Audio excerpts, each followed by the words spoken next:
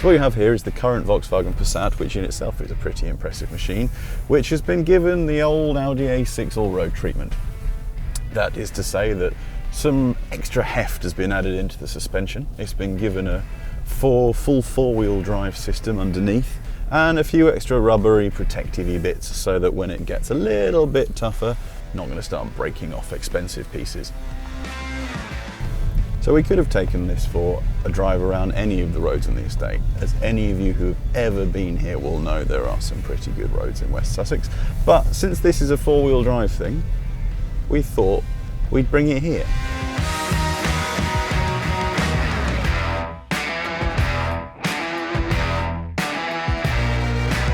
I admit I am not flying around as fast as I could. I'm not even flying around as fast as this thing could. Let's have a see. Look, it will quite happily drive around here with no problem. I've got it in off-road mode and all-terrain mode basically.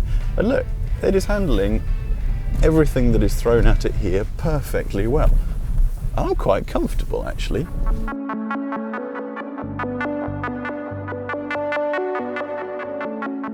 Under the bonnet you're going to find a 2-litre turbocharged diesel unit.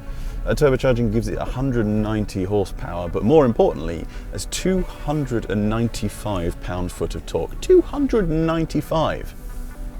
That's the beauty of the diesel in this. While it's not massively powerful, 190 horsepower is reasonably natural in a car this size these days, but it's not going to pull the skin off anything particularly strong. But 295 pound-foot of torque is not to be sniffed at. It's got heated seats, it's got climate control, it's got everything you'd expect to find on a Volkswagen. Adaptive cruise control, which is the most addictive thing in the entire world. Serious. Oh yeah. Set that thing going and just cruise your way from one end of the country to the other. It's fantastic.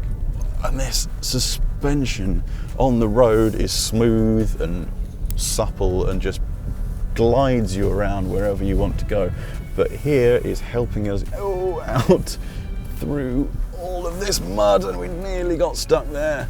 Nothing is going to stop this Passat. In the all-terrain mode, it does provide itself with a little bit of simulated low range to get you through all of the muddiest and worst bits. And that's fantastic. We took it recently all the way up to the north of Wales and stuck it in some of those horrendous car parks, all those roads that they call car parks at Rally GB. And when everyone else, you see people scrabbling around, going sideways, having all sorts of trouble, and this thing is just easily gliding past them, quite happily, with no problem. And you're warm and you're comfortable, and I mean, what more do you need in a car than this?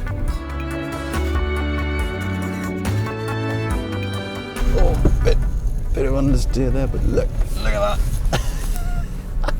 Bit of traction control kicking in there, but it's great. Oh, didn't like that. Oh. Come on, through you go. Go on, hit this puddle. Yes. Oh, can we bring the back end round? Yes, we can. A little bit of oversteer. Ah, that's fun. It's not a sports car, so the steering isn't exactly the most lightning quick, feel-ridden piece of equipment. But right now, that's not what I need. It's good. It's providing me with a decent amount of feel. It's doing exactly what it needs. That whack of torque is what's really good and is what is getting us through some of these stickier bits, because it sort of gets itself bogged down, and rather than spinning itself and really hard, it's the low down torque that is just going to pull it through and out, and that four-wheel drive system keeping us going.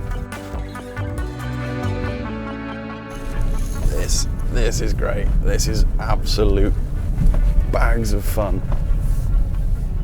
This has got to be some of the most fun you can have at 20 miles an hour. Oh. There we go. That's marvellous.